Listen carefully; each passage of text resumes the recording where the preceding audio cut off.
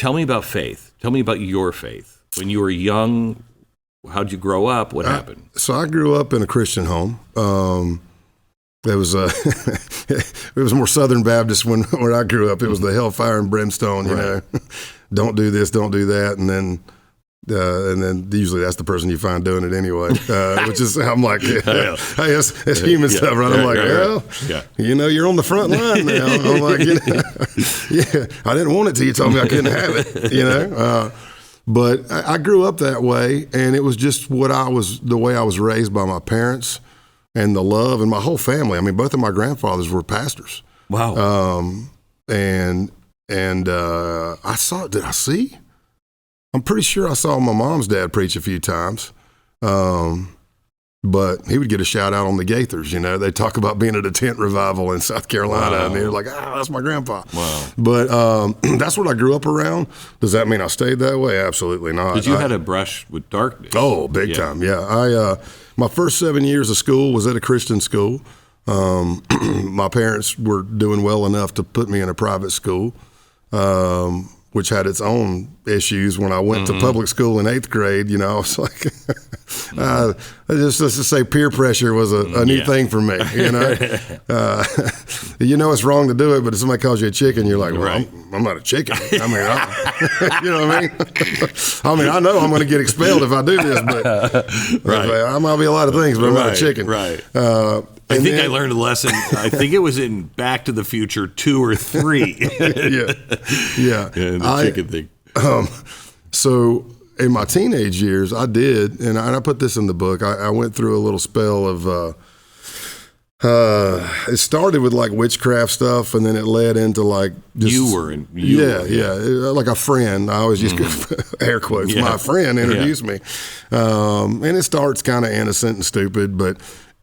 I ended up just going into full-blown Satan worshiping, you know, wanting to sign a contract in blood and all this crazy stuff. I watched every horror movie from A to Z that was out, you know, when you could go rent movies on a VCR tape. And I was just in a real dark place. I didn't realize at the time. Of course I didn't. I was a teenager. But when you get older and you look back, I'm like, oh, man, my parents had gotten divorced, and that, you know, that, hey, are you okay with this? Because I'd never seen my parents argue at all. But that last year they argued nonstop, and then they got a divorce. They got separated, and then they got a divorce. And looking back, I could see that, you know, it's like, hey, are you okay with this? Yeah, I don't care. Yeah, I don't care. I was probably saying something else, a little more vulgar in my mind, you know. I don't. You know, but that went in everything I did. I started, and that's kind of like, I don't care. And it kind of goes, it doesn't kind of go, it goes with, if you look at gangs, cults, extremism, whether it's far left, far right, radical jihad, they kind of, you'll see this thing where they're grabbing somebody who has a need to belong, wants to fit in. Maybe even as a young man, you want power. Yeah, and you that's that slippery slope that led me down that path.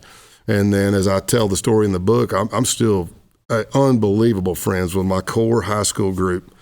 And the only thing we can chalk it up to is that it's everything we went through growing up that kind of made us keep this bond. But one of my buddies was there. We were drinking one night, and I'd gone to this full-fledged deal where I'm just talking in demon voices. I was losing friends. It was just evil, man. I had a Volkswagen, oddly enough, for my first vehicle. They do have good headroom. You don't seem like the Volkswagen Beetle. You don't seem like the Beetle. Did you have the little flower in the dash? No, they didn't do that then. This is a 1971, I think. Okay. So yeah, but solid white with chrome rims. You know, doesn't matter what the body looks like as long as you got good tires on it. But the place that worked on the car was a Christian workshop, and I would set the tape. Say the band's Grim Reaper, and then somewhere in there in that 80s satanic, you know, pentagram stuff, there'll be some demonic speak, and I would set the cassette to where when they cranked the car, it would just be blaring, because you could do that back then, and it would be blaring that stuff. It's just evil. It's just, I was not cool, and I was shooting everything in my backyard. I wasn't, It wasn't good. And one night, I'd started doing these like skits, if you want to call them that. But I was acting out a scene that I'd seen in the movie where it's a demonic possession. And you were with people, or we'd had a party and we were at somebody's house. I don't remember the name. I can see the guy. I can't remember his name.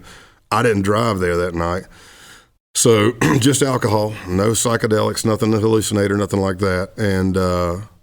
And I was doing the thing. We were in the same room. It was my buddy and his girlfriend, and I was on a couch. Nothing nefarious happened. Everybody, at least I didn't think it was. Everybody's passing out, but I'm doing this scene in my head where. That I'd seen in the movie, and you talk like yourself, and you're screaming no, no, no, and then you laugh like the demon, and you talk like that, and I was going back and forth doing this, I don't know, play, if you will, and it ends with the demon winning, and the demon taking over your body, and I was facing the back of the couch, and when I rolled over, laughing like the demon, or the satanic whatever possession, when I rolled over, what I saw was all red, like a watery image, and it was a demon looking at me, smiling with its crooked finger and nails and looking at me and giving me the come here. And I screamed. I laugh now because I'm 54, but I screamed probably the highest I've ever screamed. And from just me reaching, like sitting up on the couch and reaching for the light switch, I was as white as a sheet. I was panting, pouring sweat. Of course, my buddy jumps up like, what the heck is going on, And I looked at him and I said, man, if I ever do that again, if I ever use that voice or even do this again, you got my permission to take a baseball bat and crack me over the skull with it or something to that effect.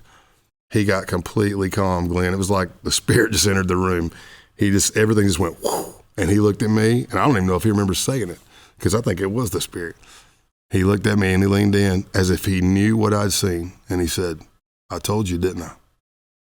That was it. I didn't sleep. I walked to church. I don't know how many miles it was. It was a Saturday night. And I walked to Edwards Road Baptist Church in Greenville, South Carolina. And I think I sat through every service. I would have too. That was it. That was it for the demonic stuff for me. What did he mean by, I told you? I think early on he'd said, like, man, you need to stop that crap. You're scared. So he people. Was not part of. No. Oh, okay. No, he was one of the friends I was losing because I was going into such a dark place. And then, throughout my life, have I seen demonic stuff? Yeah. Have I had to go to a satanic concert festival for 3 days? How do you do it? I've very transparently, it's because they had Jack Daniels there. That's the only way I said. As an alcoholic, I can appreciate that. I'm like, it's at a bar, right? And they're like, yeah. And I go, do they serve whiskey? And they go, yeah. And I go, I think I can do it. I was like, because I don't know about walking into. It's just a bunch. For me, when you walk in, it's sad because it's a bunch of lost souls, is what it is. How many of those lost souls actually know what they're dealing with? Like, you didn't know what you were dealing with until it happened. Yeah, I don't. I would venture to say a bunch because they're probably just on it for the kick. Right. Or maybe they're saying they're atheists and they're doing it just to be funny, But you start scratching at the surface, I'm telling you right now, in my belief system, there's definitely spiritual warfare and all kinds of stuff. It's the only way to describe, I think, what's happening, because it's sweeping the entire world. And it's either deep mental illness or it's possession of some sort. There is, I have friends who are atheists who have said to me, I don't know how to describe what I'm seeing other than evil.